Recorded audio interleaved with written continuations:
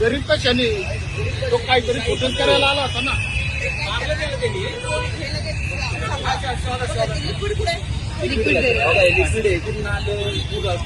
कसं भेटलं कुणाला भेटलं त्याचा विश्वास आहे तुम्ही.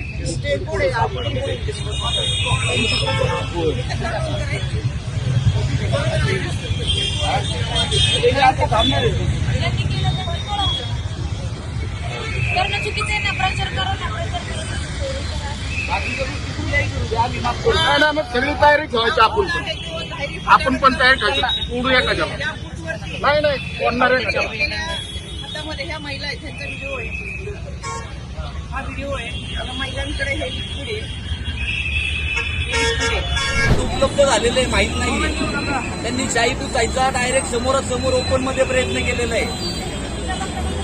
मी त्या व्यक्तीला पकडत असताना काही बीजेपीचे कार्यकर्ते तिथं आमचं आहे म्हणून सोडवायला येत होते. त्या माणसाला मी पकडलेला असताना सदर प्रकरणाची व्हिडिओ माझ्या मोबाईलमध्ये आहे आणि तरी त्याची तक्रारही देत आहे.